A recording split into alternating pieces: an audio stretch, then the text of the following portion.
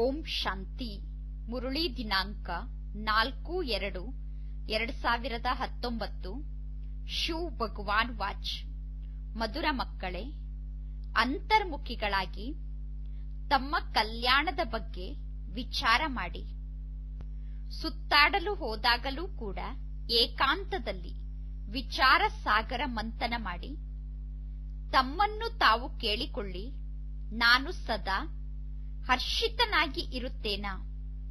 ಪ್ರಶ್ನೆ: ದಯಾಹೃದಯಿ ತಂದೆಯ ಮಕ್ಕಳು ತಮ್ಮ ಮೇಲೆ ತಾವು ಯಾವ ದಯೆಯನ್ನು ತೋರಿಸಿಕೊಳ್ಳಬೇಕು? ಉತ್ತರ: ಹೇಗೆ ತಂದೆಗೆ ದಯೆ ಬರುತ್ತದೆ? ನನ್ನ ಮಕ್ಕಳು ಮುಳ್ಳಿನಿಂದ ಹೂವಾಗಲಿ ಎಂದು. ತಂದೆ ಮಕ್ಕಳನ್ನು ಸುಂದರ ಹೂವನ್ನಾಗಿ ಮಾಡುವುದಕ್ಕೋಸ್ಕರ ಎಷ್ಟೊಂದು ಪರಿಶ್ರಮ ಪಡುತ್ತಾರೆ. ಅಂದ ಮೇಲೆ ಮಕ್ಕಳಿಗೂ ಕೂಡ ಸ್ವಯಂನ ಬಗ್ಗೆ ಕರುಣೆ ಬರಬೇಕು.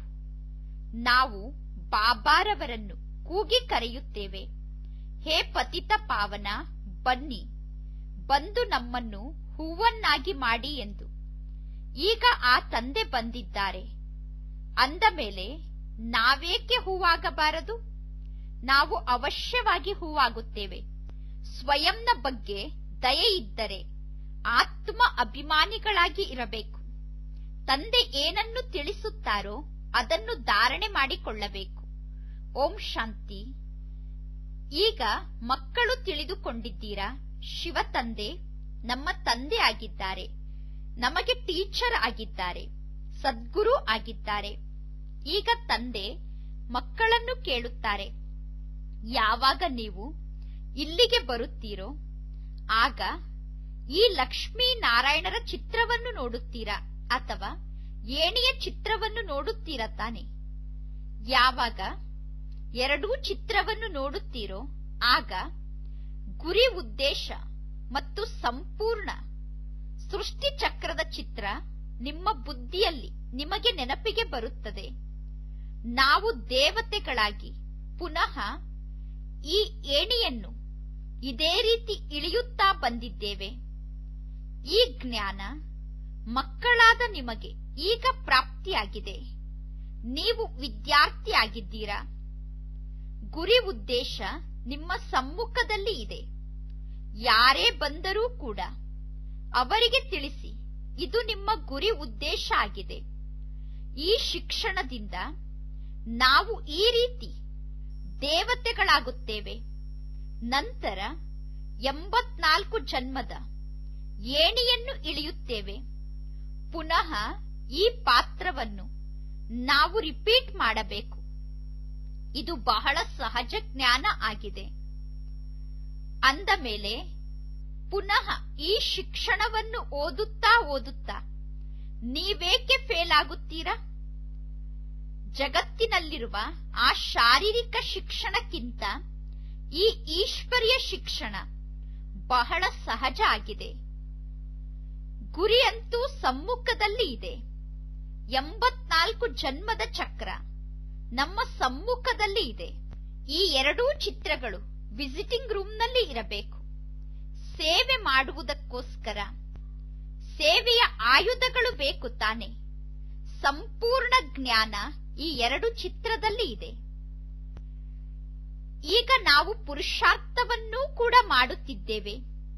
ಸತೋಪ್ರಧಾನ ಆಗುವುದಕ್ಕೋಸ್ಕರ ಬಹಳ ಪರಿಶ್ರಮ ಪಡಬೇಕು. ಈ ಜ್ಞಾನ ಮಾರ್ಗದಲ್ಲಿ ಅಂತರ್ಮುಖಿಗಳಾಗಿ ವಿಚಾರ ಸಾಗರ ಮಂಥನ ಮಾಡಬೇಕು. ನೀವು ಸುತ್ತಾಡಲು ಹೋಗುತ್ತೀರಾ, ಆಗಲೂ ಕೂಡ ನಿಮ್ಮ ಬುದ್ಧಿಯಲ್ಲಿ ಈ ವಿಚಾರ ಇರಬೇಕು. ಮಕ್ಕಳಂತೂ ನಂಬರ್ ವಾರಾಗಿ ಇದ್ದೀರಾ ಅನ್ನುವುದು ತಂದೆಗೂ ಕೂಡ ಗೊತ್ತಿದೆ. ಕೆಲವು ಮಕ್ಕಳು ಚೆನ್ನಾಗಿ ತಿಳಿದುಕೊಳ್ಳುತ್ತಾರೆ.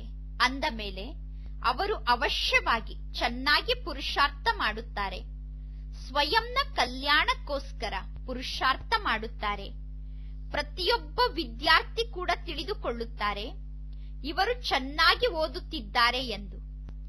ಯಾರು ಸ್ವಯಂ ಓದುವುದಿಲ್ಲವೋ ಅವರು ತಮಗೆ ತಾವೇ ನಷ್ಟ ಮಾಡಿಕೊಳ್ಳುತ್ತಾರೆ. ತಮ್ಮನ್ನು ತಾವೀಗ ಸ್ವಲ್ಪ ಯೋಗ್ಯರನ್ನಾಗಿ ಮಾಡಿಕೊಳ್ಳಬೇಕು. ನೀವು ವಿದ್ಯಾರ್ಥಿಯಾಗಿದ್ದೀರಾ. ಬೇಹದ್ದಿನ ತಂದೆಯ ವಿದ್ಯಾರ್ಥಿಯಾಗಿದ್ದೀರಾ. ಈ ಬ್ರಹ್ಮ ಕೂಡ ಓದುತ್ತಿದ್ದಾರೆ. ಲಕ್ಷ್ಮೀನಾರಾಯಣರ ಪದವಿಯನ್ನು ನಾವೀಗ ಪಡೆದುಕೊಳ್ಳಬೇಕು. ಲಕ್ಷ್ಮೀನಾರಾಯಣ ಅಂದರೆ ನಾವು ಪಡೆದುಕೊಳ್ಳಬೇಕಾದ ಪದವಿಯಾಗಿದೆ. ಮತ್ತು ಈ ಏಣಿಯ ಚಿತ್ರ ಅಂದರೆ ಇದು 84 ಜನ್ಮದ ಚಕ್ರ ಆಗಿದೆ. ಮೊದಲನೇ ನಂಬರ್ನ ಜನ್ಮ ಅಂದರೆ ಸತ್ಯುಗದಲ್ಲಿ. ಈಗ ಇದು ನಮ್ಮದು ಲಾಸ್ಟ್ ನಂಬರ್ನ ಜನ್ಮ ಆಗಿದೆ. ನೀವೀಗ ದೇವತೆ ಆಗುತ್ತೀರಾ. ಒಳಗಡೆ ಬಂದ ತಕ್ಷಣ ಸಮ್ಮುಖದಲ್ಲಿ ಗುರಿ ಉದ್ದೇಶದ ಚಿತ್ರ ಕಾಣಿಸಬೇಕು. ಮತ್ತು ಯಾರೇ ಬಾಬಾರವರ ಮನೆಯ ಒಳಗೆ ಬಂದರೂ ಕೂಡ ಅವರಿಗೆ ಮೊದಲು ಗುರಿ ಉದ್ದೇಶದ ಬಗ್ಗೆ ಮತ್ತು ಏಣಿಯ ಬಗ್ಗೆ ತಿಳಿಸಿಕೊಡಿ. ಪ್ರತಿದಿನ ಬಂದು ಈ ಚಿತ್ರದ ಸಮ್ಮುಖದಲ್ಲಿ ಕುಳಿತುಕೊಳ್ಳಬೇಕು. ಆಗ ಅವರಿಗೆ ಸ್ಮೃತಿಯಲ್ಲಿ ಬರುತ್ತದೆ. ಈಗ ನಿಮ್ಮ ಬುದ್ಧಿಯಲ್ಲಿ ಇದೆ, ಬೇಹದ್ದಿನ ತಂದೆ ನಮಗೆ ಜ್ಞಾನವನ್ನು ತಿಳಿಸುತ್ತಿದ್ದಾರೆ. ಇಡೀ ಸೃಷ್ಟಿ ಚಕ್ರದ ಜ್ಞಾನ ಈಗ ನಿಮ್ಮ ಬುದ್ಧಿಯಲ್ಲಿ ಭರ್ಪೂರಾಗಿದೆ. ಅಂದ ಮೇಲೆ ಈಗ ನಿಮಗೆ ಎಷ್ಟೊಂದು ಖುಷಿ ಇರಬೇಕು. ನಿಮ್ಮನ್ನು ನೀವು ಕೇಳಿಕೊಳ್ಳಬೇಕು, ಏಕೆ ಇನ್ನೂ ನಾವು ಆ ರೀತಿ ಸ್ಥಿತಿಯನ್ನು ರೂಪಿಸಿಕೊಂಡಿಲ್ಲ? ಏಕೆ ಲಕ್ಷ್ಮೀನಾರಾಯಣರ ಸಮಾನ ಸ್ಥಿತಿ ನಮ್ಮದು ಇರುವುದಿಲ್ಲ? ಅದಕ್ಕೆ ಕಾರಣ ಏನು? ಯಾವ ಮಾತು ನಾವು ಹರ್ಷಿತರಾಗಿ ಇರುವುದರಲ್ಲಿ ವಿಘ್ನವನ್ನು ಹಾಕುತ್ತಿದೆ ಎಂದು ನೋಡಿಕೊಳ್ಳಬೇಕು. ಯಾರು ಚಿತ್ರಗಳನ್ನು ನಿರ್ಮಾಣ ಮಾಡುತ್ತಾರೋ ಅವರ ಬುದ್ಧಿಯಲ್ಲೂ ಕೂಡ ವಿಚಾರ ಇರುತ್ತದೆ, ನಾವು ಭವಿಷ್ಯದಲ್ಲಿ ಇಂತಹ ಪದವಿಯನ್ನು ಪಡೆದುಕೊಳ್ಳುತ್ತೇವೆ. ನಮ್ಮ ಗುರಿ ಉದ್ದೇಶ ಈ ರೀತಿ ದೇವತೆ ಆಗುವುದಾಗಿದೆ. ಮತ್ತು ಇದು 84 ಜನ್ಮದ ಚಕ್ರ ಆಗಿದೆ. ಗಾಯನ ಕೂಡ ಇದೆ, ಸಹಜ ರಾಜಯೋಗ. ಈಗ ತಂದೆ ಪ್ರತಿದಿನ ನಮಗೆ ಜ್ಞಾನದ ಮಾತನ್ನು ತಿಳಿಸುತ್ತಾರೆ. ಬೇಹದ್ದಿನ ತಂದೆಗೆ ನೀವು ಮಕ್ಕಳಾಗಿದ್ದೀರಾ. ತಂದೆಯ ಮೂಲಕ ನಾವೀಗ ಅವಶ್ಯವಾಗಿ ಸ್ವರ್ಗದ ಆಸ್ತಿಯನ್ನು ಪಡೆದುಕೊಳ್ಳಬೇಕು. ಮತ್ತು ಸಂಪೂರ್ಣ ಚಕ್ರದ ರಹಸ್ಯವನ್ನು ತಂದೆ ತಿಳಿಸಿದ್ದಾರೆ. ಅಂದ ಮೇಲೆ ಆ ಚಕ್ರವನ್ನು ನಾವು ನೆನಪು ಮಾಡಬೇಕು. ತಂದೆ ನಮಗೆ ಸಂಪೂರ್ಣ ಚಕ್ರದ ರಹಸ್ಯವನ್ನು ತಿಳಿಸಿದ್ದಾರೆ. ಅದು ಅವಶ್ಯವಾಗಿ ನಮಗೆ ನೆನಪಿಗೆ ಇರಬೇಕು. ನಾವು ಚಕ್ರವನ್ನು ನೆನಪು ಮಾಡಬೇಕು. ಮತ್ತು ಅನ್ಯರ ಜೊತೆ ಮಾತನಾಡುವಾಗ ನಮ್ಮ ಮ್ಯಾನರ್ಸ್ ಬಹಳ ಚೆನ್ನಾಗಿ ಇರಬೇಕು. ನಮ್ಮ ನಡತೆ ಬಹಳ ಚೆನ್ನಾಗಿ ಇರಬೇಕು. ನಡೆದಾಡುತ್ತಾ ತಿರುಗಾಡುತ್ತಾ ಕೆಲಸ ಕಾರ್ಯವನ್ನು ಮಾಡುತ್ತಿದ್ದರೂ ಕೂಡ ನಮ್ಮ ಬುದ್ಧಿಯಲ್ಲಿ ಕೇವಲ ಇದೇ ವಿಚಾರ ಇರಬೇಕು, ಶಿವತಂದೆಯ ಬಳಿ ನಾವು ಶಿಕ್ಷಣವನ್ನು ಕಲಿಯುವುದಕ್ಕೋಸ್ಕರ ಬಂದಿದ್ದೇವೆ. ಈ ಜ್ಞಾನವನ್ನು ನಾವೀಗ ಜೊತೆಗೆ ತೆಗೆದುಕೊಂಡು ಹೋಗಬೇಕಾಗಿದೆ. ಶಿಕ್ಷಣ ಅಂತೂ ಸಹಜ ಆಗಿದೆ. ಆದರೆ ಯಾರು ಚೆನ್ನಾಗಿ ಸಂಪೂರ್ಣ ಶಿಕ್ಷಣವನ್ನು ಓದುವುದಿಲ್ಲ ಅವರನ್ನು ನೋಡಿ ಟೀಚರ್ಗೆ ಅವಶ್ಯವಾಗಿ ವಿಚಾರ ಬರುತ್ತದೆ, ಒಂದು ವೇಳೆ ಈ ಕ್ಲಾಸ್ನಲ್ಲಿ ಇಷ್ಟೆಲ್ಲಾ ಮಕ್ಕಳು ಡಲ್ ಆಗಿದ್ದರೆ ಅವರು ನಮ್ಮ ಹೆಸರನ್ನು ಹಾಳು ಮಾಡುತ್ತಾರೆ, ನಮಗೆ ಬಹುಮಾನ ಸಿಗುವುದಿಲ್ಲ ಎಂದು. ಗೌರ್ಮೆಂಟ್ ಅವರಿಗೆ ಏನನ್ನೂ ನೀಡುವುದಿಲ್ಲ. ಇದೂ ಕೂಡ ಶಾಲೆಯಾಗಿದೆ. ಆದರೆ ಇಲ್ಲಿ ಬಹುಮಾನದ ಮಾತಿಲ್ಲ. ಇಲ್ಲಿ ತಂದೆ ಪುರುಷಾರ್ಥವನ್ನು ಮಾಡಿಸುತ್ತಿದ್ದಾರೆ. ನಡತೆಯನ್ನು ಸುಧಾರಣೆ ಮಾಡಿಕೊಳ್ಳಿ, ದೈವಿ ಗುಣವನ್ನು ಧಾರಣೆ ಮಾಡಿಕೊಳ್ಳಿ. ನಿಮ್ಮ ನಡತೆ ಬಹಳ ಚೆನ್ನಾಗಿರಬೇಕು. ತಂದೆ ನಿಮ್ಮ ಕಲ್ಯಾಣವನ್ನು ಮಾಡುವುದಕ್ಕೋಸ್ಕರ ಬಂದಿದ್ದಾರೆ. ನಿಮಗೆ ತಂದೆಯ ಶ್ರೀಮತದಂತೆ ನಡೆಯಲು ಸಾಧ್ಯ ಆಗುವುದಿಲ್ಲ ಏನು? ಶ್ರೀಮತ ಹೇಳುತ್ತದೆ ಇಲ್ಲಿಗೆ ಹೋಗಿ ಎಂದು. ಆದರೆ ಮಕ್ಕಳು ಸೇವೆ ಮಾಡಲು ಹೋಗುವುದೇ ಇಲ್ಲ. ಹೇಳುತ್ತಾರೆ ಈ ಸ್ಥಾನದಲ್ಲಿ ಬಹಳ ಬಿಸಿಲಿದೆ, ಈ ಸ್ಥಾನದಲ್ಲಿ ಬಹಳ ಚಳಿ ಇದೆ ಎಂದು. ತಂದೆಯನ್ನು ಅರ್ಥ ಮಾಡಿಕೊಂಡಿಲ್ಲ. ನಮಗೆ ಯಾರು ಹೇಳುತ್ತಿದ್ದಾರೆ ಎಂದು ತಿಳಿದುಕೊಂಡಿಲ್ಲ. ಈ ಸಾಧಾರಣ ರಥ ಅಂದರೆ ಬ್ರಹ್ಮನ ನೆನಪು ಬುದ್ಧಿಯಲ್ಲಿ ಇರುತ್ತದೆ. ಶಿವತಂದೆಯ ನೆನಪು ಬುದ್ಧಿಯಲ್ಲಿ ಇರುವುದೇ ಇಲ್ಲ. ಅದಕ್ಕೋಸ್ಕರ ಶ್ರೀಮತದಂತೆ ನಡೆಯುವುದಿಲ್ಲ. ದೊಡ್ಡ ರಾಜರನ್ನು ನೋಡಿ ಎಲ್ಲರೂ ಎಷ್ಟೊಂದು ಭಯ ಪಡುತ್ತಾರೆ. ಹಾಗೆ ಶಿವ ತಂದೆ ಬಹಳ ದೊಡ್ಡ ಅಥಾರಿಟಿ ಆಗಿದ್ದಾರೆ. ಈಗ ತಂದೆ ಹೇಳುತ್ತಾರೆ, ನಾನಂತೂ ಬಡವರ ಬಂಧು ಆಗಿದ್ದೇನೆ. ನೀವು ರಚಯಿತನಾದ ನನ್ನ ಬಗ್ಗೆ ಮತ್ತು ರಚನೆಯ ಆದಿ ಮಧ್ಯ ಅಂತ್ಯದ ಬಗ್ಗೆ ಅರ್ಥ ಮಾಡಿಕೊಂಡಿಲ್ಲ. ಎಷ್ಟೆಲ್ಲಾ ಮನುಷ್ಯರಿದ್ದಾರೆ, ಎಂತೆಂತಹ ಮಾತನ್ನು ಆಡುತ್ತಿರುತ್ತಾರೆ, ಎಂತೆಂತಹ ಶಬ್ದವನ್ನು ಹೇಳುತ್ತಿರುತ್ತಾರೆ. ಭಗವಂತ ಅಂದರೆ ಯಾರು ಅನ್ನುವುದನ್ನು ತಿಳಿದುಕೊಂಡಿಲ್ಲ. ಇದು ಆಶ್ಚರ್ಯದ ಮಾತಾಗಿದೆ. ತಂದೆ ಹೇಳುತ್ತಾರೆ, ನಾನು ಸಾಧಾರಣ ತನುವಿನಲ್ಲಿ ಬಂದು ನನ್ನ ಪರಿಚಯವನ್ನು ಮತ್ತು ರಚನೆಯ ಆದಿ ಮಧ್ಯ ಅಂತ್ಯದ ಪರಿಚಯವನ್ನು ನೀಡುತ್ತೇನೆ. 84 ಜನ್ಮದ ಏಣಿಯ ಚಿತ್ರ ಎಷ್ಟೊಂದು ಕ್ಲಿಯರ್ ಆಗಿದೆ. ತಂದೆ ಹೇಳುತ್ತಾರೆ, ನಾನೇ ನಿಮ್ಮನ್ನು ಈ ರೀತಿ ದೇವತೆಯನ್ನಾಗಿ ಮಾಡಿದ್ದೆ, ಈಗ ಪುನಃ ದೇವತೆಯನ್ನಾಗಿ ಮಾಡುತ್ತಿದ್ದೇನೆ. ನೀವೇ ಪಾರಸ ಬುದ್ಧಿಯವರು ಆಗಿದ್ದೀರಿ. ಈಗ ನಿಮ್ಮನ್ನು ಯಾರು ಕಲ್ಲು ಬುದ್ಧಿಯವರನ್ನಾಗಿ ಮಾಡಿದ್ದಾರೆ? ಅರ್ಧ ಕಲ್ಪ ರಾವಣನ ರಾಜ್ಯದಲ್ಲಿ ನೀವು ಕೆಳಗೆ ಬೀಳುತ್ತಾ ಬಂದಿದ್ದೀರಾ. ಈಗ ಪುನಃ ನೀವು ತಮೋ ಪ್ರಧಾನರಿಂದ ಅವಶ್ಯವಾಗಿ ಸತೋ ಪ್ರಧಾನ ಆಗಬೇಕು. ಬುದ್ಧಿ ಹೇಳುತ್ತದೆ, ಪರಮಾತ್ಮ ತಂದೆ ಸತ್ಯ ಆಗಿದ್ದಾರೆ. ತಂದೆ ಏನನ್ನು ತಿಳಿಸುತ್ತಾರೋ ಅದು ಕೂಡ ಸತ್ಯವೇ ಆಗಿದೆ. ತಂದೆ ಅವಶ್ಯವಾಗಿ ಸತ್ಯ ಮಾತನ್ನೇ ತಿಳಿಸುತ್ತಾರೆ. ಈ ಬ್ರಹ್ಮ ಕೂಡ ಓದುತ್ತಾರೆ, ನೀವು ಓದುತ್ತೀರಾ. ಈ ಬ್ರಹ್ಮ ಕೂಡ ಹೇಳುತ್ತಾರೆ, ನಾನು ವಿದ್ಯಾರ್ಥಿ ಆಗಿದ್ದೇನೆ. ಶಿಕ್ಷಣದ ಕಡೆ ನಾನು ಗಮನವನ್ನು ಕೊಡುತ್ತೇನೆ ಎಂದು ಬ್ರಹ್ಮ ತಂದೆ ಹೇಳುತ್ತಾರೆ. ಕರೆಕ್ಟ್ ಆಗಿ ಇನ್ನೂ ನಮ್ಮದ್ದು ಕರ್ಮಾತೀತ ಸ್ಥಿತಿ ರೂಪಿತ ಆಗಿಲ್ಲ. ಇಷ್ಟು ಶ್ರೇಷ್ಠ ಪದವಿಯನ್ನು ಪ್ರಾಪ್ತಿ ಮಾಡಿಸುವುದಕ್ಕೋಸ್ಕರ ಪರಮಾತ್ಮ ತಂದೆ ಓದಿಸುತ್ತಿದ್ದಾರೆ. ಅಂದ ಮೇಲೆ ಶಿಕ್ಷಣದ ಕಡೆ ಗಮನ ಕೊಡದೇ ಇರುವವರು ಯಾರಿದ್ದಾರೆ? ಎಲ್ಲರೂ ಹೇಳುತ್ತಾರೆ, ನಾನು ಇಂತಹ ಪದವಿಯನ್ನು ಅವಶ್ಯವಾಗಿ ಪಡೆದುಕೊಳ್ಳುತ್ತೇನೆ.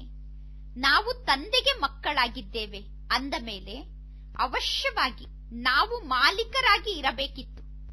ಇನ್ನು ಈ ಶಿಕ್ಷಣದಲ್ಲಿ ಮೇಲೆ ಹೋಗುವುದು ಕೆಳಗೆ ಬರುವುದು ಆಗುತ್ತಿರುತ್ತದೆ. ಶಿಕ್ಷಣ ಓದುವಾಗ ಕೆಲವೊಮ್ಮೆ ಉನ್ನತ ಸ್ಥಾನವನ್ನು ತಲುಪುತ್ತೇವೆ, ಕೆಲವೊಮ್ಮೆ ಕೆಳಗೆ ಬರುತ್ತೇವೆ. ಈಗ ನೀವು ಸಂಪೂರ್ಣ ಜ್ಞಾನದ ಸಾರವನ್ನು ತಿಳಿದುಕೊಂಡಿದ್ದೀರಾ. ನಿಮಗೆ ಜ್ಞಾನದ ಸಾರ ಪ್ರಾಪ್ತಿಯಾಗಿದೆ. ಆದಿಯಲ್ಲಿ ಬರೀ ಹಳೆಯ ಜ್ಞಾನವೇ ಇತ್ತು. ನಿಧಾನ ನಿಧಾನವಾಗಿ ನೀವು ಎಲ್ಲವನ್ನೂ ತಿಳಿದುಕೊಳ್ಳುತ್ತಾ ಬಂದಿದ್ದೀರಾ. ಈಗ ನೀವು ತಿಳಿದುಕೊಂಡಿದ್ದೀರಾ. ಸತ್ಯವಾದ ಜ್ಞಾನ ಈಗ ನಮಗೆ ಪ್ರಾಪ್ತಿಯಾಗಿದೆ. ತಂದೆ ಹೇಳುತ್ತಾರೆ, ಈಗ ನಾನು ನಿಮಗೆ ಬಹಳ ರಹಸ್ಯದ ಮಾತನ್ನು ತಿಳಿಸುತ್ತೇನೆ. ತಕ್ಷಣ ಯಾರು ಜೀವನ್ ಮುಕ್ತಿಯನ್ನು ಪಡೆದುಕೊಳ್ಳಲು ಸಾಧ್ಯ ಇಲ್ಲ. ಯಾರೂ ಸಂಪೂರ್ಣ ಜ್ಞಾನವನ್ನು ತಕ್ಷಣ ಪ್ರಾಪ್ತಿ ಮಾಡಿಕೊಳ್ಳುವುದಿಲ್ಲ. ಮೊದಲು ಈ ಏಣಿಯ ಚಿತ್ರ ಇರಲಿಲ್ಲ. ಈಗ ನೀವು ತಿಳಿದುಕೊಂಡಿದ್ದೀರಾ. ಅವಶ್ಯವಾಗಿ ನಾವು ಈ ರೀತಿ ಚಕ್ರದಲ್ಲಿ ಬರುತ್ತೇವೆ. ನಾವೇ ಸ್ವದರ್ಶನ ಚಕ್ರಧಾರಿ ಆಗಿದ್ದೇವೆ. ತಂದೆ ಆತ್ಮರಾದ ನಮಗೆ ಸಂಪೂರ್ಣ ಚಕ್ರದ ರಹಸ್ಯವನ್ನು ತಿಳಿಸಿದ್ದಾರೆ. ತಂದೆ ಹೇಳುತ್ತಾರೆ, ನಿಮ್ಮ ಧರ್ಮ ಬಹಳಷ್ಟು ಸುಖವನ್ನು ನೀಡುವಂತಹ ಧರ್ಮ ಆಗಿದೆ. ತಂದೆ ಬಂದು ನಿಮ್ಮನ್ನು ಸ್ವರ್ಗಕ್ಕೆ ಮಾಲೀಕರನ್ನಾಗಿ ಮಾಡುತ್ತಾರೆ. ಅನ್ಯ ಆತ್ಮರ ಸುಖದ ಸಮಯ ಈಗ ಬಂದಿದೆ. ಈಗ ಮೃತ್ಯು ಸಮ್ಮುಖದಲ್ಲಿ ಇದೆ. ಈ ಏರೋಪ್ಲೇನ್, ಕರೆಂಟ್ ಮುಂತಾದದ್ದು ಮೊದಲು ಇರಲಿಲ್ಲ. ಈ ಎಲ್ಲಾ ವಸ್ತುಗಳನ್ನು ನೋಡಿ ಜನ ತಿಳಿದುಕೊಳ್ಳುತ್ತಾರೆ, ಈಗ ನಾವು ಸ್ವರ್ಗದಲ್ಲಿ ಇದ್ದೇವೆ ಎಂದು. ಎಷ್ಟು ದೊಡ್ಡ ದೊಡ್ಡ ಮಹಲ್ಗಳನ್ನು ನಿರ್ಮಾಣ ಮಾಡುತ್ತಾರೆ. ತಿಳಿದುಕೊಂಡಿದ್ದಾರೆ, ಈಗ ನಮಗೆ ಬಹಳಷ್ಟು ಸುಖ ಇದೆ ಎಂದು. ಎಷ್ಟು ಬೇಗ ಹೋಗಿ ಲಂಡನ್ಗೆ ತಲುಪಿಬಿಡುತ್ತಾರೆ. ನಾವು ಸ್ವರ್ಗದಲ್ಲೇ ಇದ್ದೇವೆ, ಇದೇ ಸ್ವರ್ಗ ಎಂದು ಜನ ತಿಳಿದುಕೊಂಡಿದ್ದಾರೆ. ಆದರೆ ಅವರಿಗೆ ಯಾರು ತಿಳಿಸುವುದು? ಸ್ವರ್ಗ ಎಂದು ಸತ್ಯಯುಗಕ್ಕೆ ಕರೆಯಲಾಗುತ್ತದೆ. ಕಲಿಯುಗಕ್ಕೆ ಸ್ವರ್ಗ ಎಂದು ಕರೆಯುವುದಿಲ್ಲ. ನರಕದಲ್ಲಿ ಶರೀರವನ್ನು ಬಿಟ್ಟರೆ ಅವಶ್ಯವಾಗಿ ನರಕದಲ್ಲೇ ಪುನರ್ಜನ್ಮವನ್ನು ಪಡೆದುಕೊಳ್ಳಬೇಕಾಗುತ್ತದೆ. ಮೊದಲು ನೀವು ಈ ಮಾತನ್ನು ತಿಳಿದುಕೊಂಡಿರಲಿಲ್ಲ. ಈಗ ನೀವು ಈ ಮಾತನ್ನು ತಿಳಿದುಕೊಂಡಿದ್ದೀರಾ. ರಾವಣ ರಾಜ್ಯ ಬಂದ ತಕ್ಷಣ ಎಲ್ಲರೂ ಕೆಳಗೆ ಬೀಳಲು ಪ್ರಾರಂಭ ಮಾಡುತ್ತಾರೆ. ಎಲ್ಲರೂ ವಿಕಾರಿಗಳಾಗುತ್ತಾರೆ. ರಾವಣ ರಾಜ್ಯ ಬಂದಾಗ ಎಲ್ಲರೂ ವಿಕಾರಕ್ಕೆ ವಶ ಆಗುತ್ತಾರೆ. ಈಗ ನಿಮಗೆ ಸಂಪೂರ್ಣ ಜ್ಞಾನ ಪ್ರಾಪ್ತಿಯಾಗಿದೆ. ಈಗ ನಿಮ್ಮ ನಡತೆ ಬಹಳಷ್ಟು ರಾಯಲ್ ಆಗಿರಬೇಕು. ನೀವೀಗ ಸತ್ಯುಗಕ್ಕಿಂತ ಜಾಸ್ತಿ ಬೆಲೆ ಬಾಳುವಂತಹ ಆತ್ಮರಾಗಿದ್ದೀರಾ. ತಂದೆ ಜ್ಞಾನದ ಸಾಗರ. ಅವರು ಈಗ ನಿಮಗೆ ಸಂಪೂರ್ಣ ಜ್ಞಾನವನ್ನು ನೀಡುತ್ತಿದ್ದಾರೆ. ಬೇರೆ ಯಾವುದೇ ಮನುಷ್ಯರು ಜ್ಞಾನ ಮತ್ತು ಭಕ್ತಿಯ ಬಗ್ಗೆ ಅರ್ಥ ಮಾಡಿಕೊಂಡಿಲ್ಲ. ಜ್ಞಾನ ಮತ್ತು ಭಕ್ತಿಯನ್ನು ಜನ ಮಿಕ್ಸ್ ಮಾಡಿಬಿಟ್ಟಿದ್ದಾರೆ. ಶಾಸ್ತ್ರವನ್ನು ಓದುವುದು ಇದು ಜ್ಞಾನ ಎಂದು ತಿಳಿದುಕೊಂಡಿದ್ದಾರೆ. ಪೂಜೆ ಮಾಡುವುದನ್ನು ಭಕ್ತಿ ಎಂದು ತಿಳಿದುಕೊಂಡಿದ್ದಾರೆ. ಈಗ ತಂದೆ ನಮ್ಮನ್ನು ಸುಂದರ ಹೂವನ್ನಾಗಿ ಮಾಡುವುದಕ್ಕೋಸ್ಕರ ಎಷ್ಟೊಂದು ಪರಿಶ್ರಮ ಪಡುತ್ತಾರೆ. ಈಗ ಮಕ್ಕಳಿಗೆ ಕರುಣೆ ಬರಬೇಕು. ನಾವು ಬಾಬಾರವರನ್ನು ಕೂಗಿ ಕರೆಯುತ್ತೇವೆ. ಬಾಬಾ, ನೀವು ಬಂದು ಪತಿತರನ್ನು ಪಾವನ ಮಾಡಿ, ನಮ್ಮನ್ನು ಸುಂದರ ಹೂವನ್ನಾಗಿ ಮಾಡಿ. ಈಗ ತಂದೆ ಬಂದಿದ್ದಾರೆ ಅಂದ ಮೇಲೆ ನಿಮಗೆ ಸ್ವಯಂನ ಬಗ್ಗೆ ಕರುಣೆ ಬರಬೇಕು. ನಾವೇಕೆ ಈಗ ಈ ರೀತಿ ಹೂವಾಗಬಾರದು? ನಾವೀಗ ಸುಂದರ ಹೂವಾಗಬೇಕು. ನಾವೇಕೆ ಪರಮಾತ್ಮ ತಂದೆಯ ಹೃದಯ ಸಿಂಹಾಸನವನ್ನು ಏರಬಾರದು? ನೀವೇಕೆ ಗಮನವನ್ನು ಕೊಡುವುದಿಲ್ಲ ಎಂದು ತಂದೆ ಕೇಳುತ್ತಾರೆ. ಈಗ ತಂದೆಯ ಹೃದಯ ಸಿಂಹಾಸನವನ್ನು ಗೆಲ್ಲಲು ನಾವು ಸಂಪೂರ್ಣ ಗಮನ ಕೊಡಬೇಕು. ತಂದೆಗೆ ಮಕ್ಕಳ ಬಗ್ಗೆ ಎಷ್ಟೊಂದು ಕರುಣೆ ಬರುತ್ತದೆ. ತಂದೆ ದಯಾಹೃದಯಿ ಆಗಿದ್ದಾರೆ. ತಂದೆಯನ್ನು ನೀವು ಕೂಗಿ ಕರೆಯುತ್ತೀರಾ, ಈ ಪತಿತ ಜಗತ್ತಿಗೆ ಬಂದು ನಮ್ಮನ್ನು ಪಾವನ ಮಾಡಿ ಎಂದು. ಅಂದ ಮೇಲೆ ತಂದೆಗೆ ಮಕ್ಕಳ ಮೇಲೆ ದಯೆ ಬರುತ್ತದೆ. ಅದೇ ರೀತಿ ಮಕ್ಕಳಾದ ನಿಮಗೂ ಕೂಡ ಸ್ವಯಂನ ಬಗ್ಗೆ ದಯೆ ಬರಬೇಕು. ಹಾಗೆ ನೋಡಿದರೆ ಸದ್ಗುರುವಿನ ನಿಂದಕರಿಗೆ ಎಲ್ಲೂ ನೆಲೆ ಇಲ್ಲ. ನಿಮಗೆ ಸ್ವಪ್ನದಲ್ಲೂ ವಿಚಾರ ಇರಲಿಲ್ಲ. ಸದ್ಗುರು ಯಾರು ಎಂದು ನೀವು ಕನಸಿನಲ್ಲೂ ಕೂಡ ತಿಳಿದುಕೊಂಡಿರಲಿಲ್ಲ. ಗುರುಗಳಿಗೋಸ್ಕರ ಜನ ಹೇಳುತ್ತಾರೆ, ನಾವು ತಪ್ಪನ್ನು ಮಾಡಿದರೆ ಗುರುಗಳು ಶಾಪ ಕೊಟ್ಟು ಬಿಡುತ್ತಾರೆ. ಗುರು ಶಾಪ ಕೊಡಬಾರದು. ಗುರುಗಳು ನಮ್ಮ ಮೇಲೆ ಅಕೃಪೆಯನ್ನು ತೋರಿಸಬಾರದು ಎಂದು ಜನ ಚಿಂತೆ ಮಾಡುತ್ತಾರೆ. ಮಕ್ಕಳು ಹುಟ್ಟಿದಾಗ ಗುರುಗಳು ಕೃಪೆಯನ್ನು ತೋರಿಸಿದರು ಎಂದು ತಿಳಿದುಕೊಳ್ಳುತ್ತಾರೆ. ಇದು ಅಲ್ಪ ಕಾಲದ ಸುಖದ ಮಾತಾಗಿದೆ. ತಂದೆ ಹೇಳುತ್ತಾರೆ, ಮಕ್ಕಳೇ, ತಮ್ಮ ಮೇಲೆ ತಾವು ದಯೆಯನ್ನು ತೋರಿಸಿಕೊಳ್ಳಿ. ಆತ್ಮ ಅಭಿಮಾನಿಯಾಗಿ, ಆಗ ಜ್ಞಾನ ಧಾರಣೆ ಆಗುತ್ತದೆ. ಎಲ್ಲವನ್ನೂ ಆತ್ಮವೇ ಮಾಡುತ್ತದೆ. ನಾನು ಆತ್ಮಕ್ಕೆ ಓದಿಸುತ್ತೇನೆ. ತಮ್ಮನ್ನು ತಾವು ಆತ್ಮ ಎಂದು ಪಕ್ಕಾ ಮಾಡಿಕೊಳ್ಳಿ. ಸ್ವಯಂವನ್ನು ಆತ್ಮ ಎಂದು ತಿಳಿದುಕೊಂಡು ತಂದೆಯನ್ನು ನೆನಪು ಮಾಡಿ. ತಂದೆಯನ್ನು ನೆನಪು ಮಾಡದೇ ಇದ್ದರೆ ನಿಮ್ಮ ವಿಕರ್ಮ ಹೇಗೆ ವಿನಾಶ ಆಗಲು ಸಾಧ್ಯ? ಭಕ್ತಿ ಮಾರ್ಗದಲ್ಲೂ ಕೂಡ ನೆನಪು ಮಾಡುತ್ತಾರೆ. ಹೇ ಭಗವಂತ, ದಯೆಯನ್ನು ತೋರಿಸು ಎಂದು ಕರೆಯುತ್ತಾರೆ. ತಂದೆ ಮುಕ್ತಿದಾತ, ಮಾರ್ಗದರ್ಶಕ ಆಗಿದ್ದಾರೆ. ಇದು ತಂದೆಯ ಗುಪ್ತ ಮಹಿಮೆ ಆಗಿದೆ. ತಂದೆ ಬಂದು ಎಲ್ಲವನ್ನೂ ತಿಳಿಸುತ್ತಾರೆ. ನೀವು ಭಕ್ತಿ ಮಾರ್ಗದಲ್ಲೂ ಕೂಡ ನನ್ನನ್ನು ನೆನಪು ಮಾಡುತ್ತೀರಾ. ನಾನು ನನ್ನ ಸಮಯಕ್ಕೆ ಸರಿಯಾಗಿ ಬರುತ್ತೇನೆ. ನಾನು ಯಾವಾಗ ಬೇಕೋ ಆಗ ಬರಲು ಸಾಧ್ಯ ಇಲ್ಲ. ನಾನು ಯಾವಾಗ ಬರಬೇಕು ಅನ್ನುವುದು ಕೂಡ ನಾಟಕದಲ್ಲಿ ಫಿಕ್ಸ್ ಆಗಿದೆ. ನಾನು ಬರುವುದು ನಾಟಕದಲ್ಲಿ ಫಿಕ್ಸ್ ಆಗಿದೆ, ಅದಕ್ಕೋಸ್ಕರ ಬರುತ್ತೇನೆ. ಇನ್ನು ಯಾವಾಗ ಬರಬೇಕು ಅನ್ನುವ ವಿಚಾರವನ್ನು ನಾನು ಮಾಡುವುದಿಲ್ಲ. ಈಗ ನಿಮಗೆ ಶಿಕ್ಷಣವನ್ನು ಕಲಿಸುವಂತವರು ಪರಮಾತ್ಮ ತಂದೆ ಆಗಿದ್ದಾರೆ. ಈ ಬ್ರಹ್ಮ ತಂದೆ ಕೂಡ ಶಿವ ತಂದೆಯ ಮೂಲಕ ಶಿಕ್ಷಣವನ್ನು ಕಲಿಯುತ್ತಿದ್ದಾರೆ. ಈ ಬ್ರಹ್ಮ ತಂದೆ ಎಂದೂ ಯಾವುದೇ ತಪ್ಪನ್ನು ಮಾಡುವುದಿಲ್ಲ.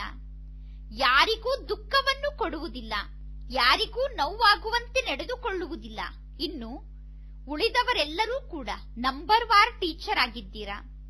ಸತ್ಯ ತಂದೆ ನಿಮಗೆ ಸತ್ಯವನ್ನೇ ಕಲಿಸುತ್ತಾರೆ. ಸತ್ಯ ತಂದೆಯ ಮಕ್ಕಳಾದ ನೀವು ಕೂಡ ಸತ್ಯವಂತರೇ ಆಗಿದ್ದೀರಾ. ಪುನಃ ನೀವು ಅಸತ್ಯವಂತ ಮಕ್ಕಳಾಗುತ್ತೀರಾ. ಅರ್ಧ ಕಲ್ಪ ನೀವು ಅಸತ್ಯವಂತರಾಗಿ ಇರುತ್ತೀರಾ. ಸತ್ಯ ತಂದೆಯನ್ನು ಮರೆತು ಬಿಡುತ್ತೀರಾ. ಮೊಟ್ಟ ಮೊದಲು ಈ ಮಾತನ್ನು ತಿಳಿಸಬೇಕಾಗಿದೆ. ಸತ್ಯುಗ ಹೊಸ ಜಗತ್ತಾಗಿದೆ. ಸತ್ಯುಗ ಅಂದರೆ ಹೊಸ ಜಗತ್ತೋ ಅಥವಾ ಹಳೆಯ ಜಗತ್ತೋ ಅನ್ನುವುದನ್ನು ತಿಳಿಸಬೇಕಾಗಿದೆ.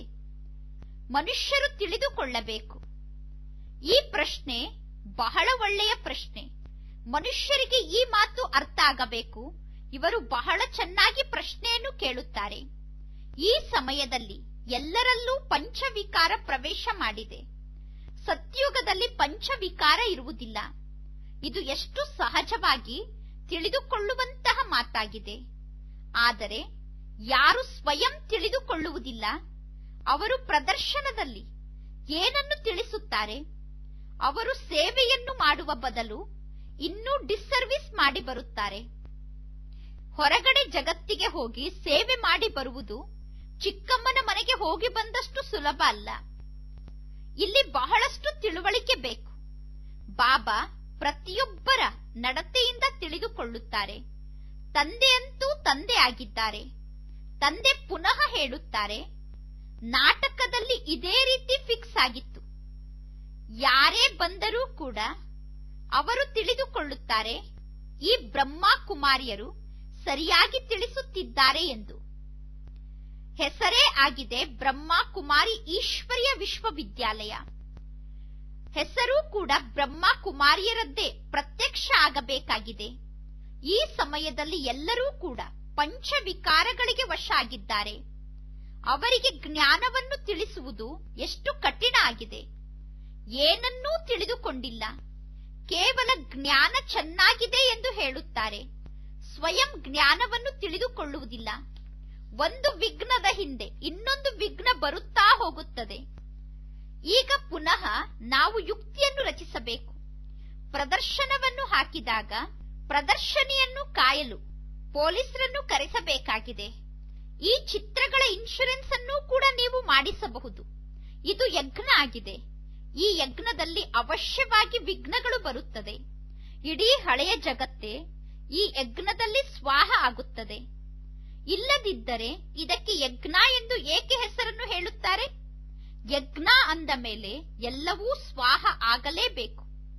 ಇದರ ಹೆಸರು ರುದ್ರಜ್ಞಾನ ಯಜ್ಞ ಆಗಿದೆ. ಜ್ಞಾನಕ್ಕೆ ಶಿಕ್ಷಣ ಎಂದು ಕರೆಯಲಾಗುತ್ತದೆ. ಇದು ಪಾಠಶಾಲೆಯೂ ಹೌದು, ಯಜ್ಞವೂ ಹೌದು. ಈ ಪಾಠಶಾಲೆಯಲ್ಲಿ ಓದಿ ನಾವೀಗ ದೇವತೆ ಆಗುತ್ತೇವೆ. ನಂತರ ಸರ್ವಸ್ವವನ್ನೂ ಕೂಡ ಈ ಯಜ್ಞದಲ್ಲಿ ಸ್ವಾಹ ಮಾಡಬೇಕು. ಎಲ್ಲವೂ ಕೂಡ ಈಗ ಈ ಯಜ್ಞದಲ್ಲಿ ಸ್ವಾಹ ಆಗುತ್ತದೆ.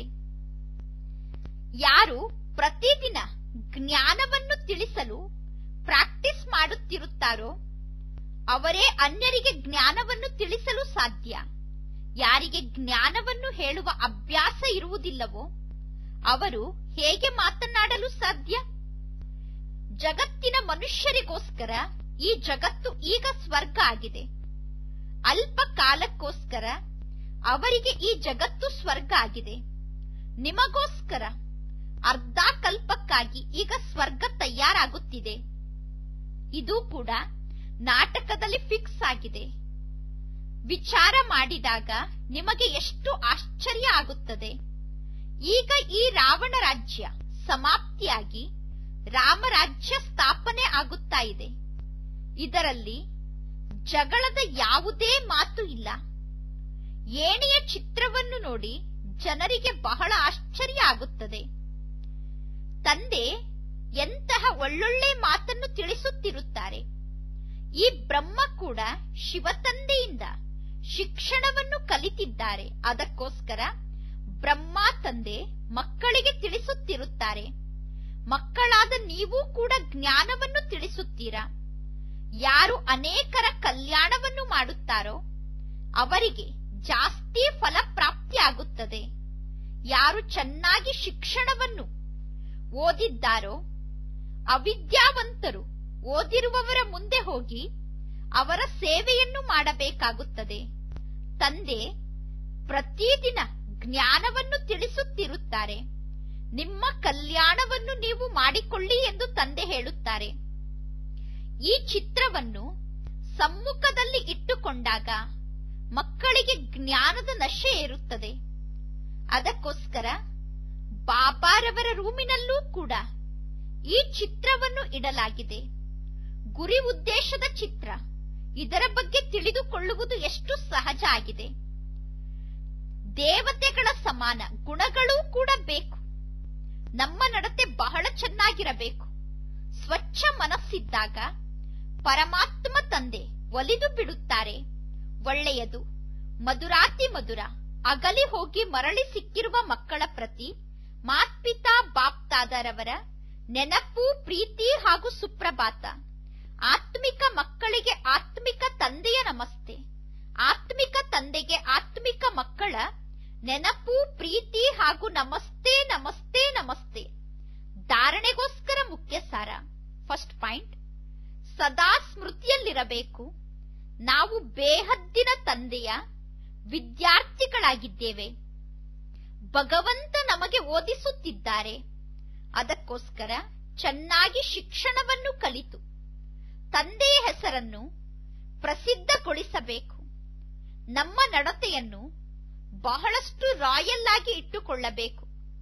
ಸೆಕೆಂಡ್ ಪಾಯಿಂಟ್, ತಂದೆಯ ಸಮಾನ ದಯಾಹೃದಯಿಯಾಗಿ ಮುಳ್ಳಿನಿಂದ ಹೂವಾಗಬೇಕು ಮತ್ತು ಅನ್ಯರನ್ನೂ ಕೂಡ ಹೂವನ್ನಾಗಿ ಮಾಡಬೇಕು. ಅಂತರ್ಮುಖಿಗಳಾಗಿ ತಮ್ಮ ಕಲ್ಯಾಣದ ಚಿಂತನೆಯನ್ನು ಮಾಡಬೇಕು, ಅಥವಾ ಅಂತರ್ಮುಖಿಗಳಾಗಿ ಅನ್ಯರ ಕಲ್ಯಾಣದ ಬಗ್ಗೆ ಚಿಂತನೆಯನ್ನು ಮಾಡಬೇಕು. ವರದಾನ: ವಿಕಾರ ಅನ್ನುವ ವಿಷದಿಂದ ಕೂಡಿರುವಂತಹ ಸರ್ಪವನ್ನು ಕೊರಳಿನ ಮಾಲೆಯನ್ನಾಗಿ ಮಾಡಿಕೊಳ್ಳುವಂತಹ ಶಂಕರನ ಸಮಾನ ತಪಸ್ವಿ ಮೂರ್ತಿಗಳಾಗಿ. ಈ ಪಂಚವಿಕಾರ ಜನರ ದೃಷ್ಟಿಯಲ್ಲಿ ವಿಷಪೂರಿತವಾದ ಸರ್ಪ ಆಗಿದೆ. ಈ ಹಾವು ಯೋಗಿ ಆತ್ಮರಿಗೆ, ಪ್ರಯೋಗಿ ಆತ್ಮರಿಗೆ ಕೊರಳಿನ ಹಾರ ಆಗಿಬಿಡುತ್ತದೆ. ಬ್ರಾಹ್ಮಣರಾದ ನಿಮ್ಮ ಅಶರೀರಿ ತಪಸ್ವಿ ಶಂಕರನ ಸ್ವರೂಪದ ನೆನಪಾರ್ಥವನ್ನು ಇಂದಿನವರೆಗೂ ಪೂಜೆ ಮಾಡುತ್ತಾರೆ. ಅಥವಾ ಬ್ರಹ್ಮ ತಂದೆಯ ಅಶರೀರಿ ತಪಸ್ವಿ ಶಂಕರನ ಸ್ವರೂಪದ ನೆನಪಾರ್ಥದ ಪೂಜೆ ಇಂದಿನವರೆಗೂ ನಡೆಯುತ್ತದೆ. ಎರಡನೆಯದಾಗಿ, ಈ ಸರ್ಪ ನೀವು ಖುಷಿಯಿಂದ ನೃತ್ಯ ಮಾಡಲು ನಿಮಗೆ ಸ್ಟೇಜ್ ಆಗಿಬಿಡುತ್ತದೆ. ಸ್ಥಿತಿ ಅನ್ನುವ ಸ್ಟೇಜ್ನಲ್ಲಿ ಸ್ಥಿತ ಆಗಿರುತ್ತೀರಾ. ಅಂದರೆ ಪಂಚವಿಕಾರವನ್ನೇ ಸ್ಟೇಜ್ ಅನ್ನಾಗಿ ಮಾಡಿಕೊಂಡು ಅದರ ಮೇಲೆ ನಿಂತು ನೃತ್ಯವನ್ನು ಮಾಡುತ್ತೀರಾ.